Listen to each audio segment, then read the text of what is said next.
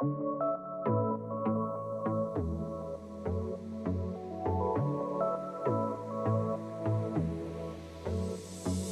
everyone. Welcome back to the Nuance Needed podcast. I'm Amanda.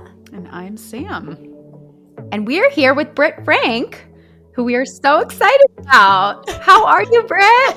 It's so good to see you again. I'm so psyched that we're doing this. Me too.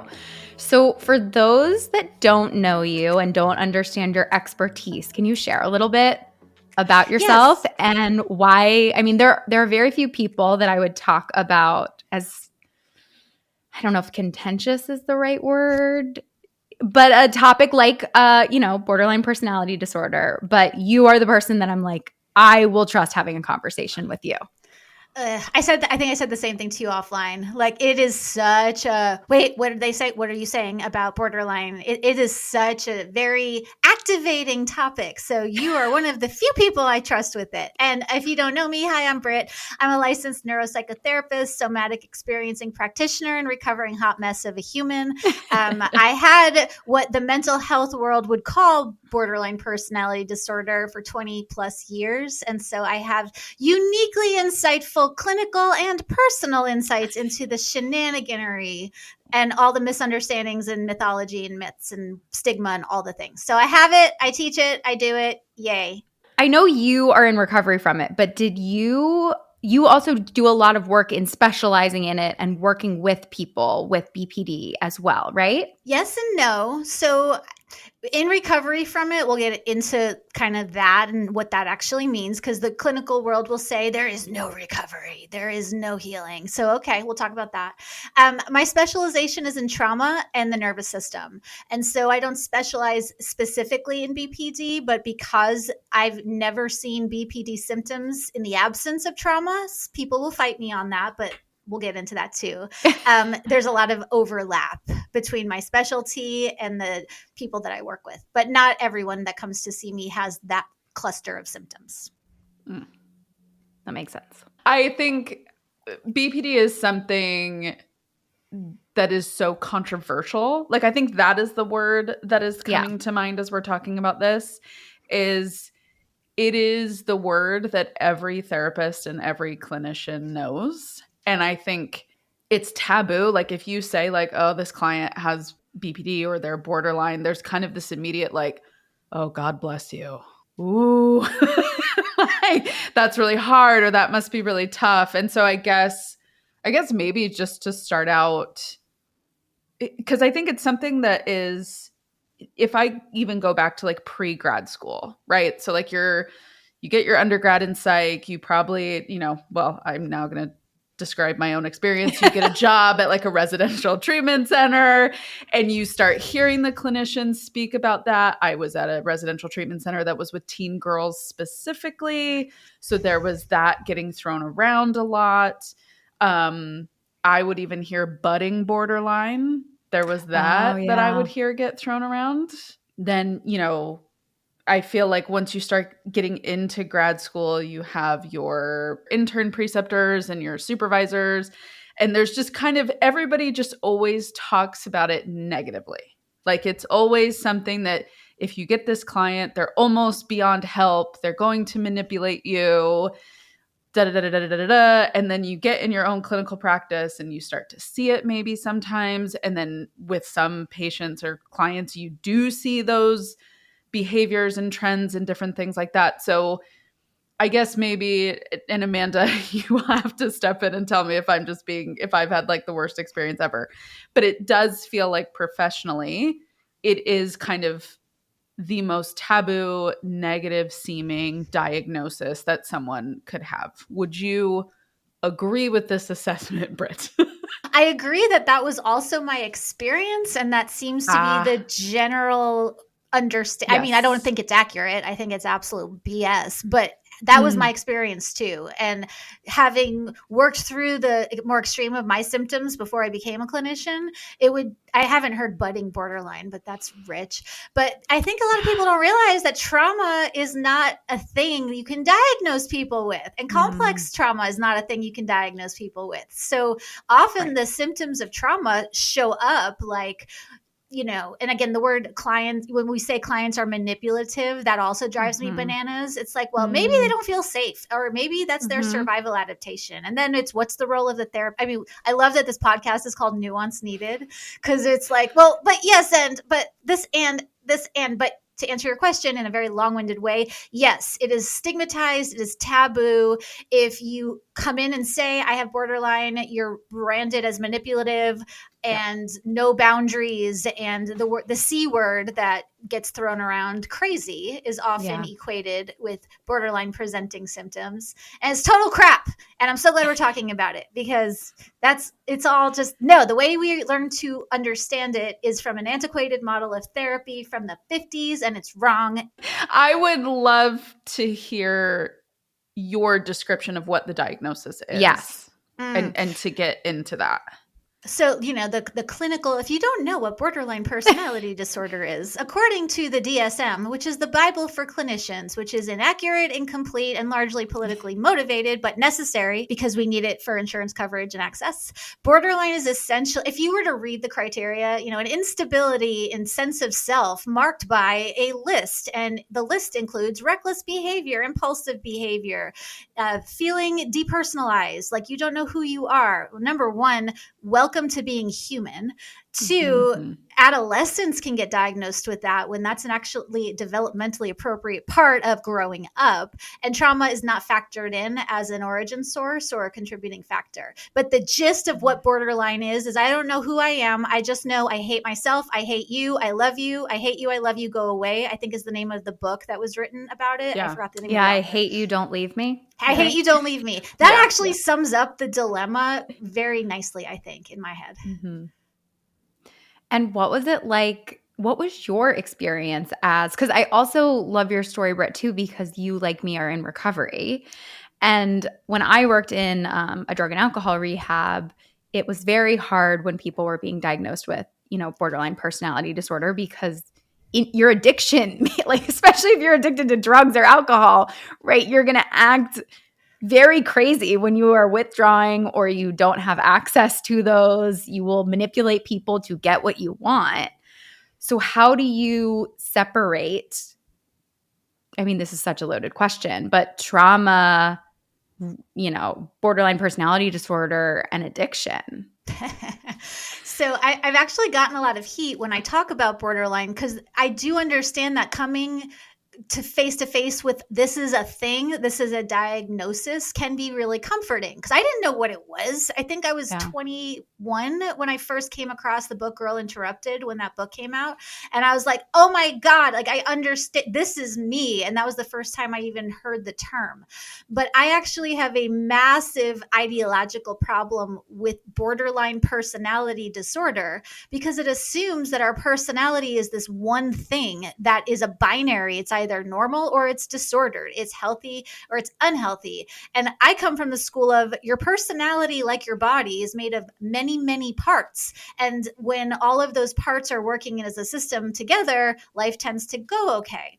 But when you have parts that are, and this is also largely derived from the internal family systems body of work, when you have parts that are protecting you from pain, and parts that have adapted to trauma, and parts that cope using addiction, it gets really complicated. But I subscribe to we all have multiple elements of our personality. Therefore, there's no such thing as a personality. What we call borderline personality disorder, I think, should be called something like complex trauma presenting as unstable self, or complex trauma with features of impulsivity and risk-taking and depersonalization. But I don't actually think our personality can be disordered, because I don't think it's a singular thing. Hot take, but I stand by it. Yeah, I need to let that marinate for a sec. That is so good, Britt. I think that's exactly the issue with anything. And it doesn't give room, like you said, for people to change. Like, that's one thing I'm very interested in as well, as someone who is in recovery and has dramatically changed from who I was. And I also thought that I was maybe no one diagnosed me, but I thought during my addiction that I may have borderline personality disorder. I think a lot of women who become therapists probably read the DSM and think that on some level, or relate to the impulse of that. Will you talk a little bit about what you were saying about how it's this antiquated model in like the 50s and how because a lot of people ask me also like how accurate or inaccurate is Girl Interrupted the movie, which is based on the book. But right, I think that is the character we think of with someone who has borderline personality disorder. It's so funny because I actually think the Angelina Jolie character in that movie is more what the stereotype of, Winona Ryder's character was kind of quiet. Yes. And like not super suicidal. Yeah. Right. So she went sort of imploding. And so borderline can look like an explosion or an implosion. And I also want to come back to what's the intersection with borderline and addiction. And we can throw in narcissism just for good measure. But the idea of borderline personality disorder is like a Freudian, like largely derived from the Freudians. And it's largely women who get the diagnoses. Show me a group of men who identify as being diagnosed with, it's almost predominantly women who get diagnosed with it. And it means that we're on the border of neurosis and psychosis. And that's just not been my experience as someone who's experienced it and worked with it and treated it. You're not sitting in the middle of neurotic and psychotic. It's your brain's on fire because your nervous system is constantly thinking it's being attacked by a lion, and all the multiple parts of your personality are coping in different ways. Some are coping with avoidance. Some are coping with clinginess. Some are coping with, for me, doing drugs and doing all kinds of other stuff. But the model that we use that's still being taught is based on this very, very outdated idea that, well, you're just right on the line of just being a neurotic woman and being a psychotic woman. And that's not true. We know psychosis largely comes from excess dopamine, and there's a biochemical component to it. And so, so there's that. And here's another hot take, but I'll stand by it. Nuance needed with what I'm about to say.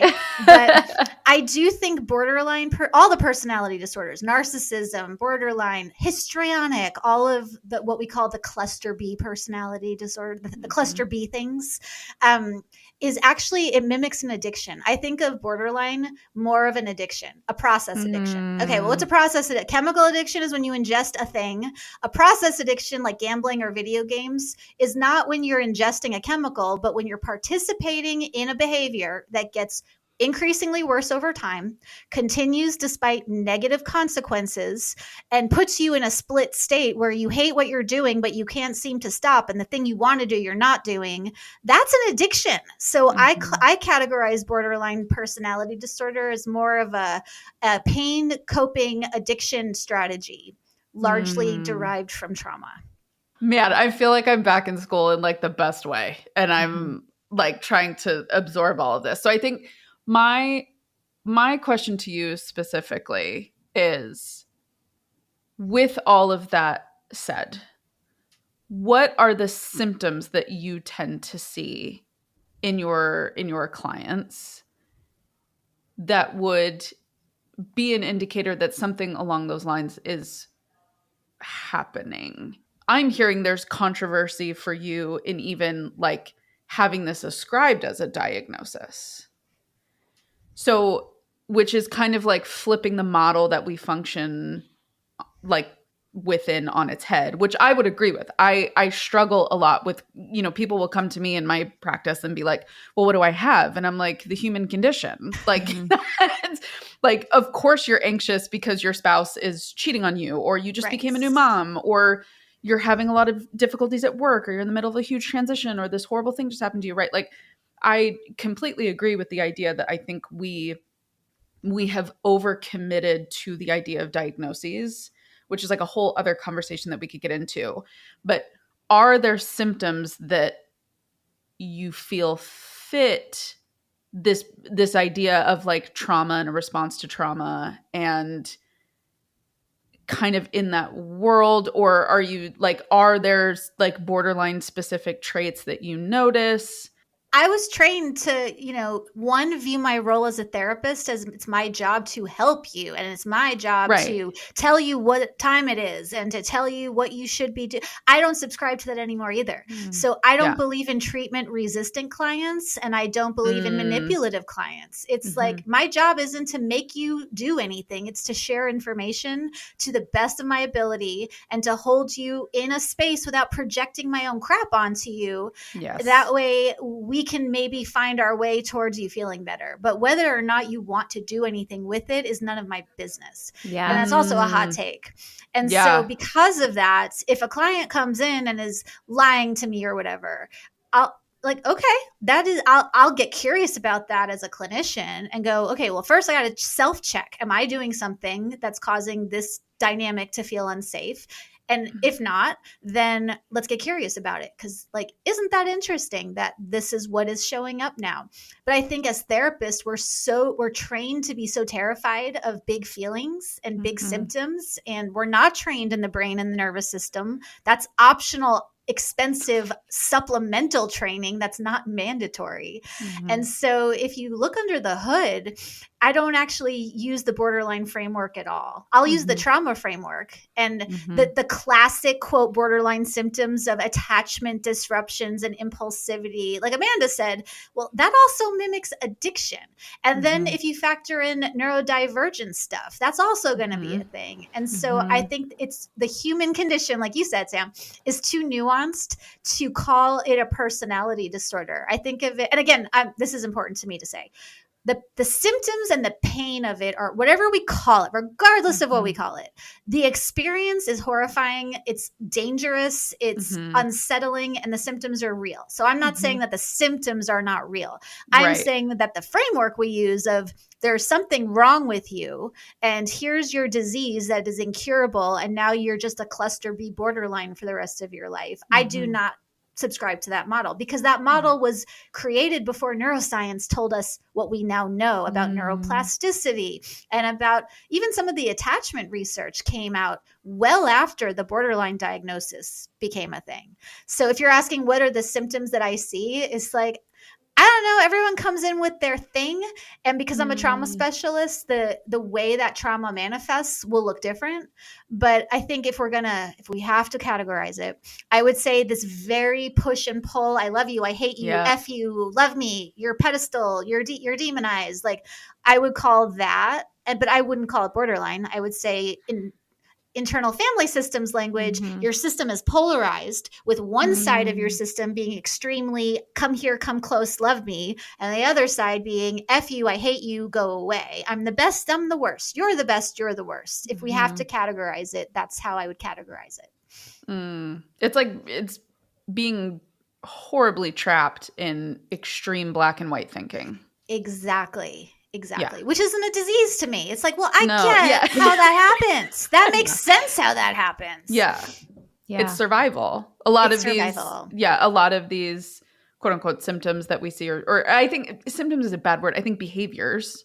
Yeah. Thought processes. Yeah. Thought processes are in response to feeling completely unsettled and unsafe within the world, and then within relationships, and having, because years and years ago when I worked with, adolescent girls, the trust issues were just overwhelming. Reasonably so. Yeah. So it's huge trust issues. And I think I really, really love this idea that this is a response to trauma, which makes it sound so much more manageable. There's so much less stigma around that, I think. And it gives people so much hope. Like it makes them feel like, oh no, I'm responding in a logical way to these horrible things that happen to me, but it's not serving me anymore. So I need to figure out how to respond differently. Exactly. And I'm not saying just let people have their symptoms because trauma. So just let them be let them be assholes and have no boundaries. And I'm not saying that the behaviors I exhibited were acceptable or safe or like nobody should be tolerating behavior whether or not it comes from trauma. And that's Right. also a big thing to name, because some people will say, well, are you just saying I'm supposed to like allow this behavior because they're traumatized? No, but understanding behavior and categorizing behavior is different than excusing behavior. And as a mental health professional, I'm really passionate on restoring agency. Like all the things I thought made me disordered and diseased were really important ways my system kept me alive. Like you said, they're not really helpful as an adult. The things that kept me alive as a kid are actually destroying my life as an adult and my relationships and my sanity and my health. But we have to start with, and I do this when I worked in addiction as well. Let's start not by saying what a piece of crap you are. Let's start by, let's thank the parts of you that kept you alive. Because if we're having this conversation, it means it worked. Now, yes, there's some damage to clean up, but we start by honoring the parts that kept us alive, not demonizing them or trying to banish them. Like the parts of me that use drugs aren't gone. I don't use drugs now, but they're still there. Like, we should just go smoke meth. That voice isn't gone. And I'm appreciative that she's there because at one point she helped me cope. I'm in charge of her, not her in charge of me. And that's the order. It's sort of like parenting, like kids can say and do weird stuff, but if there's a competent, loving parent that knows how to set boundaries and be consistent and all of that, things tend to work better, ideally, assuming we've solved for safety, access to resources, and we're not being actively oppressed. Like we're assuming that has been solved for in this conversation. But yeah, let's not hate on. Half of the problem with borderline is I hate myself for doing this stuff. I know nobody with this presentation that's delighted by their life choices. It's like, I'm thrilled with my partner choices and my substance use. And that's more sociopathic if we're in that zone. So let's start by honoring the function of our symptoms. Like I don't need to honor the function of your symptoms. I need to honor the function of mine, because otherwise how am I going to sustainably change them? Shame doesn't change behavior. It just, if it did, it would. It doesn't. Totally. In my opinion. Well, I also think, Britt, with, borderline personality disorder, I think the element of the suicidality is something, right? We're talking about clinicians who are taught to be afraid of big symptoms. I think we're all really scared of people killing themselves. I am. Yeah. It's horrifying the level of like responsibility that we harbor for that. And it's tricky. Yeah. And I think that is one of the big things that prevents people from getting help, and then also prevents therapists from being able to, it's such a dichotomy that, again, could be a whole nother episode.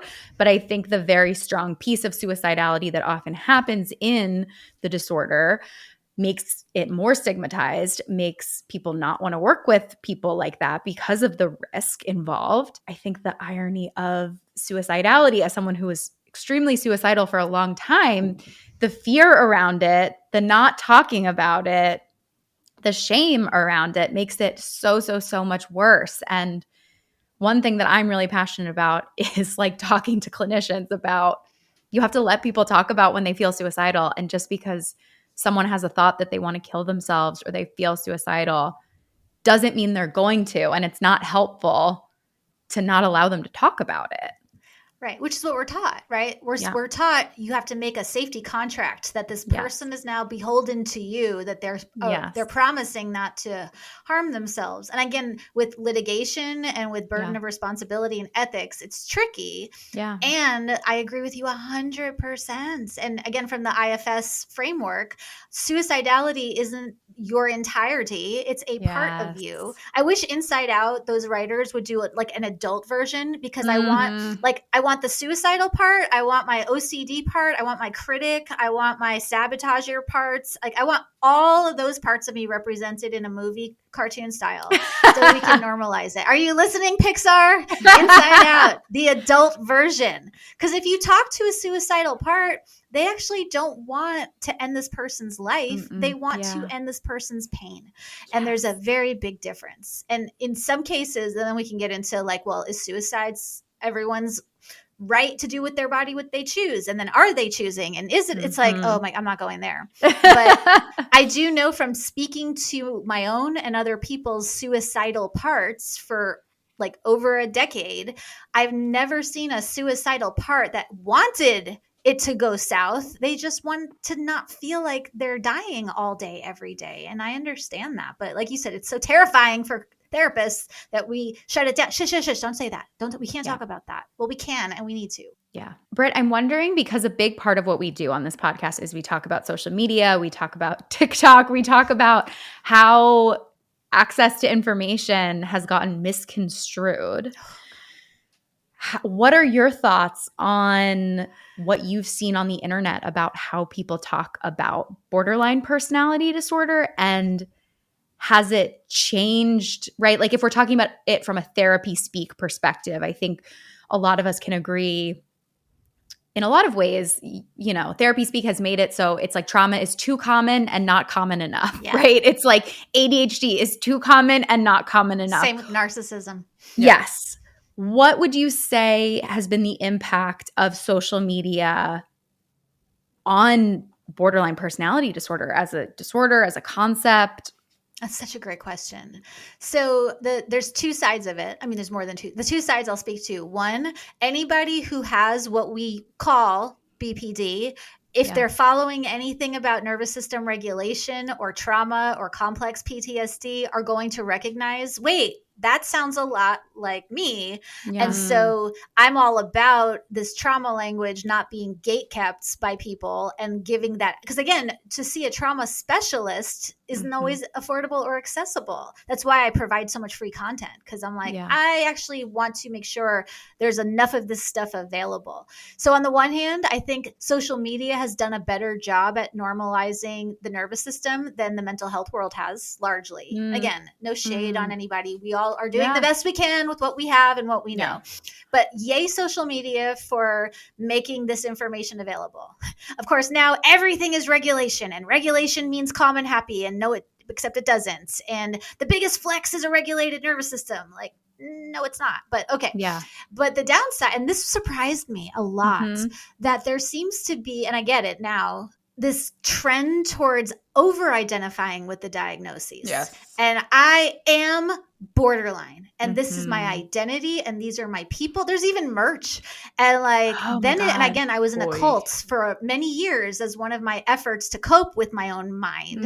And the idea of being part of a group with a shared language and a common enemy, it's very appealing because it gives you a lot of comfort and relief to be part of something.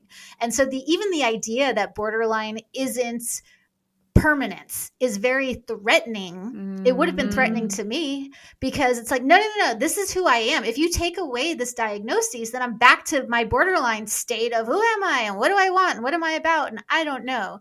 So I have seen a shift in the language from it's stigmatized, don't ever talk about it, to I am now wearing the label proudly. And if I was 22 on social media now, I would punch you in the face for suggesting that borderline is not a disorder, and that it's not only is it not what we think it is, that there's hope for it. I would be like, F you, unsubscribe. Well, Amanda and I, the other day, we were having this conversation around the idea of diagnoses in general, and we were kind of processing different topics for the pod. And something that I've struggled with like the social media space and therapy speak is, I completely agree with you, Britt, that it's normalized these things, which is so important and so critical to making people feel seen and heard in a really important way. However, I now feel diagnoses, love them or hate them, they were meant to be solutions. Meaning they were meant to provide context for how we can now deal with and cope with something and process something, and pivotally move forward from it, and to not have to operate under that identity.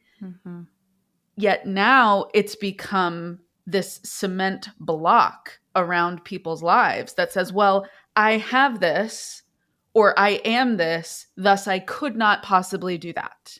Or I can't do this, or I can't stretch myself this way, or you couldn't ask that of me, or you couldn't expect that of me. So I think that's what I'm hearing you say as well, is it's this idea of now it's become, someone's like, well, like, how can I be funny if I heal my trauma? Like I'm funny because I was traumatized. Yeah. Same thing with writers, right? Like, Yes. I can't write unless I'm drunk and miserable. And that's a very common artist dilemma. I work with a lot of creative people. And there is this belief that if I'm not miserable, then I am not. Who wants to read happy poetry? Who wants to look at a happy painting? My thing is, pain fuels me. Yeah. Right? It's like, if you have the sad stories, you can tell them without going back there. But going back to what you're saying, Sam, I agree with you. And again, I have compassion on this impulse to sort of collect around, especially when your symptoms have largely been unvalidated, and having a name for. I like diagnoses, like you said. Diagnoses they're a starting point. They're not end game, and diagnoses aren't a reason why or why not. They're just information. I think Taylor Tomlinson, who I love, she's a stand-up comedian. Yeah, love her. She has a lot of mental health stuff, and she's like, it's information about yourself so you can take better care of yourself, because I know I'm predisposed. Like, my list of DSM diagnoses was not short. I had trichotillomania and addiction and what we would have called BPD and depression and all the things. And then it's like, how much of that was the amphetamines? How much of that was the abuse? I don't know. But having information to help guide our self-care is good. Using the diagnosis of, this is why I can't, because diagnosis is not what they are intended to be. At this point, I'm like, diagnosis is great for insurance coverage and to cluster symptoms so you can figure out what choices might be helpful. But as a here's who you are, no. Yeah. I'd love to share with you about my practice, Therapy for Women Center. We are located in the Philadelphia area, and we also have therapists licensed in 42 states across the country. If you're interested, check out our website, therapyforwomencenter.com. It was just so wild to see, because I think back to TikTok in like 2020, and I don't know if you both remember, there was this whole trend on TikTok of like grippy sock vacations. Yep. And that, I feel like, ties in with exactly what we're talking about, is this, like, people were on TikTok getting admitted to like psych facilities. Facilities, and like doing videos on it, or like live streaming it, and like showing what it looked like, which is, good for destigmatizing it. But it became, and I struggle with this. I go back and forth as someone who's in recovery. I like to joke about my addiction. I have a lot of friends who are sober. It's like part of our vernacular. So I get annoyed when people are too serious about things. So I'm not suggesting that. But I also think we can, when it's cool on TikTok, right, to be going away, or I'm sure both of you have seen this working in facilities, right? It's like, how many have you been to? How many have I been to? And it becomes this currency to brag. And I worry about that now, that is just on TikTok for everyone to kind of see. And maybe we've like overcorrected a bit. I didn't even know that was an option, because I'm, I came up in pre-social media days. Yeah. But again, if I was 22 and I knew that checking myself in somewhere, I remember wanting desperately to have a psychotic break, and I actually tried to induce it, because that way I could have a reason to get admitted somewhere. Like, it didn't occur to me then that I could just go and check myself in. Like, I didn't have access. Hey, I'm here, check me in. But how curious, right? That people are in so much pain that this is what makes sense. Like, I look at the trends, whether they're healthy or not, more as like wow, like, we've missed the mark so egregiously that this is the solution that is now making sense to millions of people. And again, 20-year-old me, 22-year-old me would have been like, sign me up, give me the grippy socks, take my shoelaces, off we go. We're in pain. And when we pathologize pain, it doesn't get an opportunity to have a safe container. And then when we stigmatize pain because it's manipulative and it's high risk and you're going to be sued if you treat it, then that makes it even harder. But the pain problem doesn't go away when we slap diagnoses and stigmatize it or glamorize it. And either, if we glamorize it or stigmatize it, the problem remains. So then it's, what's the solution? And my take is, maybe we need some new frameworks to talk about the things. Well, and like, with all of that said, having spent 5.5 years helping admit people to detox specifically, and also working with my other colleagues who focus more on inpatient psych admissions, that in and of itself, like, a grippy sock vacation doesn't fix anything. You might get med stabilization, but you're not for really 5 doing days. for 5 days if you're lucky. Yes. But you're not even really doing serious therapeutic work. It's stabilization only. Mm-hmm. It's to kind of get you over that worst hump. And I think what was so discouraging for me so often was people would come in asking for help. And I found this with substance use specifically, which we all know more often than not, it's because they are self-medicating a much larger emotional health issue. They would be wanting, they kind of had this thought that like, well, if I go somewhere, that'll fix it. And I'm like, no, you need long-term, consistent outpatient care. And more often than not, you probably need a different family, but I can't help you with that. If only. If Here's only. the solution. Yeah, exactly. So I think that's what's hard too, is people are so burdened and bothered by these behaviors, symptoms, diagnoses, whatever term you want to put to it, mash them all together, that they have to live with. That I think on social media, people are desperately seeking a very straightforward one-size-fits-all answer for what will help them feel better. Because it's been so much work to survive through these behaviors and symptoms that to now tell them there's even more work on the other end of it, right, to maintain it's very daunting. And then it's like addiction. This is the dilemma of addiction, right? Like, oh my God, recovery is so much work. And it's like, well, so is being an addict. There in the 12 steps, they'll say there's a myth that there's an easy way. You get two crappy ways. You get this crappy way that repeats, and you get this crappy way that hopefully has a little bit of light at the end of the tunnel. Which crappy path do you choose given the safety and choice available to you? And that's why, if I had to pick, there's no easy, like, merch, Instagrammable, slap a bumper sticker on it kind of thing. But if of all the tools, techniques, modalities that I did as a client and that I practice as a therapist, the parts work framework and this idea that your mind is this multiverse of different characters, it made the most sense to me. And with borderline, interestingly, we talk about people feeling split, and I don't think that's what happens. In borderline, I think it's the opposite. The more split I can conceive of my personality, the healthier I am. When I know I have a terrified inner toddler and a really pissed off inner teenager and a really angry inner critic and an overachiever and a piece of crap liar and a sociopath part, if I'm aware of all my parts, my life tends to go okay. But with borderline, what we call splitting, I call fusing. It's an IFS would call it blending. It's when I'm merged so much so that I can only have access to one reality, and it's the reality of the part of me that's in the most pain. Then of course I'm going to want to unalive myself or take drugs or be in toxic relationships or manipulate my therapist or push boundaries. But when we know it's not the totality of you, we've got one terrified part of yourself. But guess what? There are 10 other characters in your head that are a little more resourced that might be able to help. And I call it the paradox of wholeness. The more split I can conceive of my personality, the more whole I feel and the less symptomatic. That's why I don't identify as I am actively borderline personality disordered. It's like, given the right circumstances, could all that stuff flare up again? But right now, all of the parts of me that react in that way, they're there, but they're currently, for now, hopefully today at least, are safe enough to cope in different ways. But I'm really big on split personality is not multiple personality disorder, which we don't call that anymore.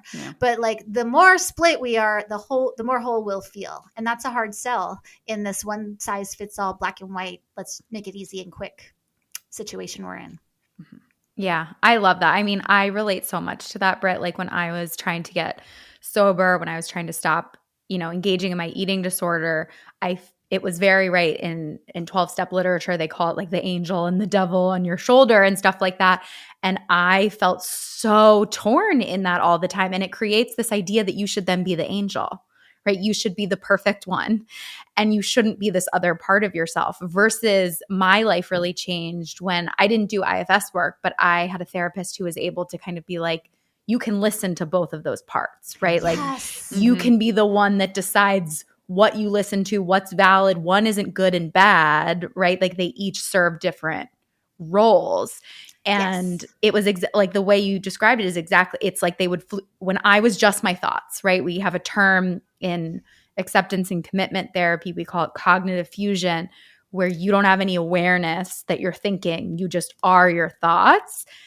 And being able to back up and create spaciousness and see all of your thoughts, see all of your parts, it makes it a lot less scary when there's a part of you that wants to unalive yourself or a part of you that still wants. I mean, I remember I would freak out because if I had a thought about drinking, I would be like, oh my God, I'm going to drink. This is horrible. I have to stop this thought. And I remember my therapist being like, just because you think it doesn't mean you have to do it. Did you have relapse dreams where you woke up after dreaming you used and then just ashamed as if it were real? It's like, that didn't happen. It's free if it's in your head. Yeah. And it's okay to have different, like, it was shocking to me to be like, it's okay that I have random thoughts. It's okay that I have different thoughts. That doesn't mean I'm a bad person. And yeah, what I'm hearing in all you're saying with trauma, with the symptoms that come with BPD is this compression and like fusing, like you were saying, blending instead of creating spaciousness. And because then we have options and choices. Exactly. And with borderline, I mean, trauma is, and I've had people say, well, I have borderline and I have no trauma. And it's like, okay, but what definition of trauma are we using? And broadly speaking, an epigenetic trauma is still trauma. So if it didn't happen to you, but it happened to your grandmother, then like from the epigenetic framework, you have it because it gets passed down. But I've not seen anyone, first of all, I haven't seen anyone with a perfect life. Just growing up, even if you had good enough parents, is really hard. And adolescence is really hard. I'm not equating it all. But like, show me someone who doesn't have some dings on their way from birth to now. And borderline is very much a problem of only identifying with the pain part at the expense of recognizing all our resources. And as therapists, we're trained that we're the problem solvers, which is why that dynamic clinically often doesn't work. Because if my role is to fix you and your system knows that you are the healing agent, you're going to fight me every step of the way because the win should be yours, not mine. And then as therapists, we're trained to say, look, you're being treatment resistant. Look, you're being manipulative. So that's why I tell all my clients, regardless of what they come in with, your wins are yours. Like my job is to do my best to be ethical and informed. And, I do believe for me, I don't think it's true for every therapist. Like I genuinely love my clients. Like I do it in a very boundaried way. Yeah. And I can't work with someone if I don't have love for them. And I think that's also a stigmatized part of practicing clinically. It's like, I don't let my personal feelings interfere, but I can't not love the person in front of me. When you see humans up close, where Brene Brown talks about that. It's like really hard not to love someone when you see them up close. And so I think that's a big part of the healing dynamic that gets tossed when therapists are seen as experts and borderlines are seen as problematic. And then we've got this power struggle. Well, I think too, going back to the example you gave of how like so much diagnosis is like rooted in the 50s, my big problem since getting out of school and practicing in the real world, basically every modality we are taught is patriarchal in some form. And it is about creating distance and being a blank slate. And, don't ask them, why are they curious about you? Yeah. I'm like, they're curious about me because they're showing up to spill their deepest, darkest secrets, inner world, inner thoughts. And like, how dare I not let them ask about the move I just made or the new apartment that I'm in, or, talk about life, or let them know where my beliefs lie if we're talking about something, or, as you said, in a boundaried, ethical way, introduce things that I've overcome, how I've sometimes maybe been through and overcome the very thing that they're fighting, and me being able to show like, look, it's not the end. I know it feels like it, but it doesn't have to be the end. Where we end up is totally up to you and your decision. But I think I get so frustrated sometimes that we sanitize that clinical relationship so much. And I think that's part of why people who we would identify as borderline bristle against that so much, because there's no authenticity to it. They don't know what they're trying to bond to or relate to. It's confusing to them, and it feels like another relationship that has uncertainty and unpredictability within it.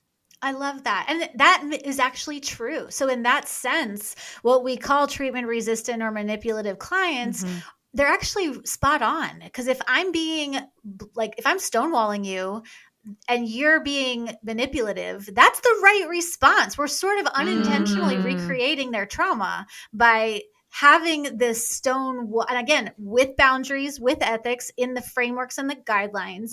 But if I'm not a human with you, then your resistance is spot on, and high five to your parts for going, this is bullshit. And I'm not going to sit here.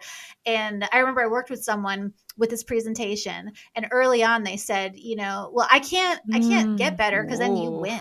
And I can't have it be you win.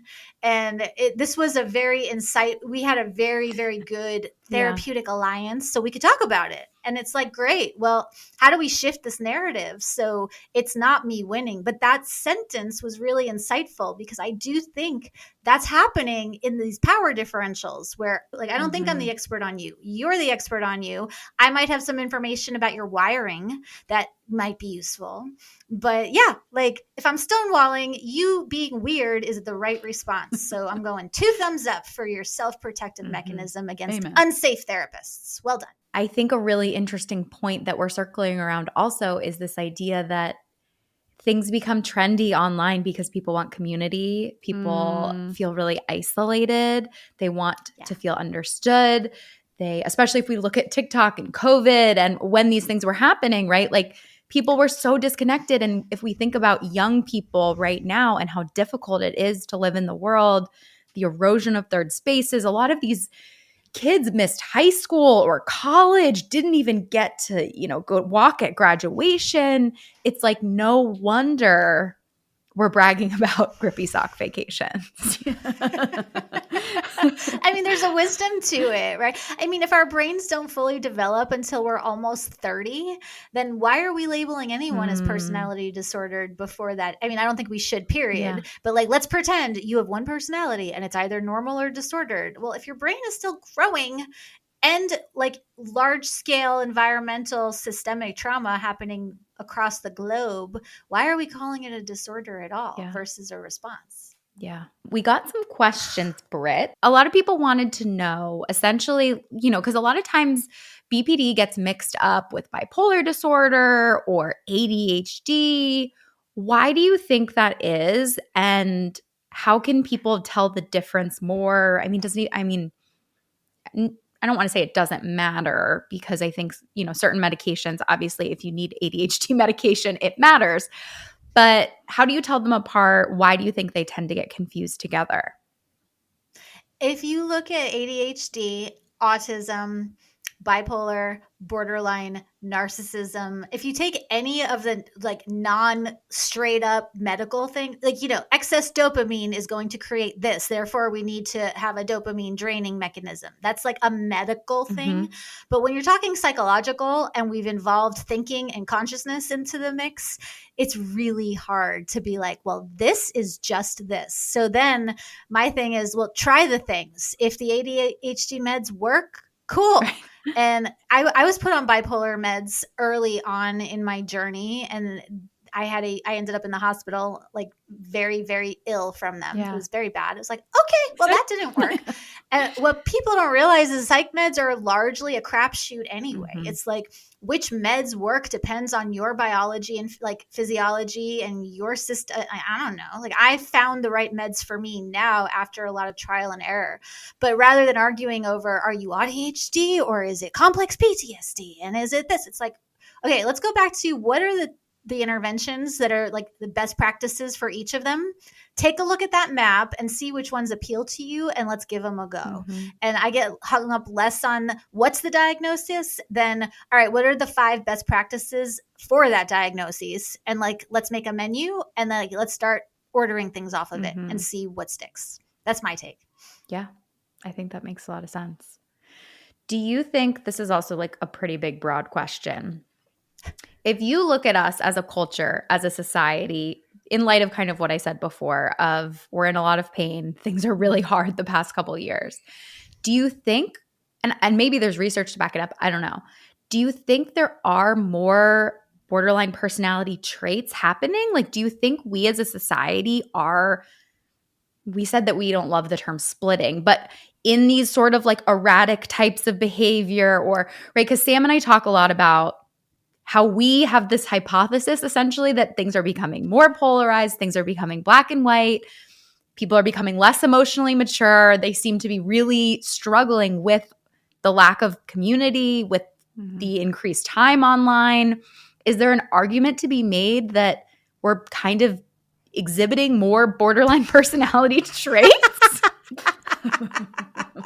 Oh my God, I'm so not even going to try to answer that question, but I'll offer some thoughts. I will say you can look at the 50s as like a very was there a less prevalence of borderline in the 50s, or was it largely repressed by patriarchal norms and women staying home and men going off to whatever? It's like, I don't know if there was more of it or less of it. I just know that the cultural norms made it so it was damn near impossible to suss out. And then the 60s, where everything is largely a reactionary type of thing. You can look at the 60s as largely a reaction to the repression of the 50s, and then the 70s as a reaction. So I don't know if it's more or less prevalent, but I think culturally and psychologically, we swing from not the thing, all of the thing, repress the thing, express, from repression to expression. But I don't know if I'm on the it's worse. I mean, we do know, and there is research to show that screens are not good for brains. That's a very general, like, yes, I love the internet. We're on the internet right now. Like, but like brains haven't evolved to deal with the nuances needed to ingest information from every single part of the world 24/7. Brains don't know how to do that. So is it a hotter container for symptoms? Like, are there more of it? I don't think so. I think repression and expression has been the swing since the dawn of time. Well, I think my like final thought for that question would be, I think what we're seeing is just like intense fusion. Yes. I like that. I like that. Say more. I think I will. I think there's people are feeling so threatened by so many different things to like parse out where these thoughts are coming from. One, we're not teaching these skills. We never have taught them, but now we're really not teaching them. And so I think now everybody's parts internally are fusing because that feels really safe.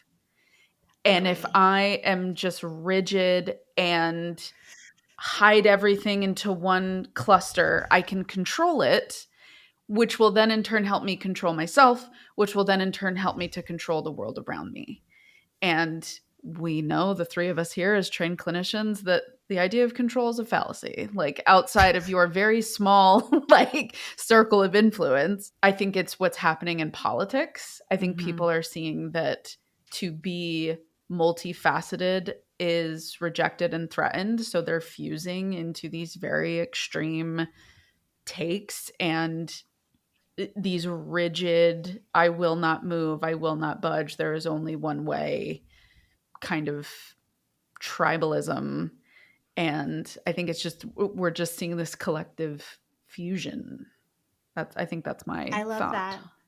Yeah. And we know from physics, Yes. My husband's a nuclear engineer. Oh my God. So he gets mad at the great liberty I take with the physics. But generally speaking, sorry, Mike, fusion is when atoms smush together, that creates instability, which then creates excess energy, which then creates a kablooey. There, nuclear fusion. Wow. And psychologically, I think that's what we're experiencing. And it checks out. As above, so below. Like, the physics check out psychologically too. If you see we fuse, that creates instability and polarization, and then kablooey. So what's the solution? Conversations like this.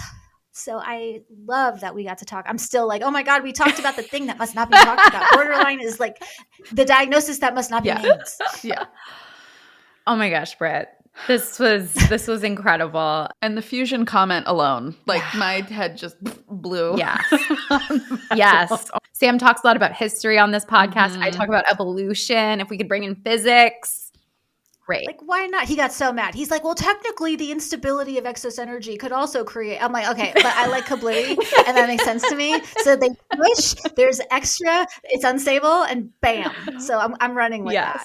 I mean, IFS for all, right? Parts work for all, which is incredible because that is what your books are about. And your new book is about that too. Will you tell us more about it? Yes. So my new book is called Align Your Mind, and because not integrate, not fuse. We want all of the parts to just be aligned, meaning working together as a system.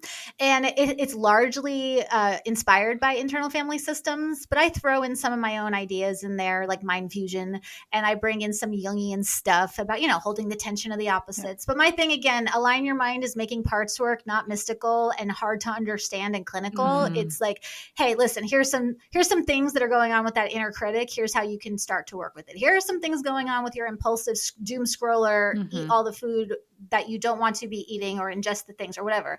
And so my thing with Align Your Mind was, let's make parts work really simple. If Pixar can make parts work normalized, so can we as mental health people. So it's coming out in May and I'm super excited. I'll get you guys a copy. Yay. Amazing. Where can they learn about you? Where can they follow you? Tell us all that. Oh, yeah.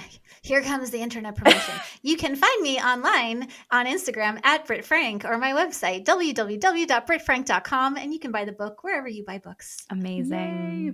That feels so silly to say, but I know it's necessary. Go buy the book. Yes, absolutely. Thank you so much, Britt. This was truly incredible. Bye, Britt. Bye. Bye.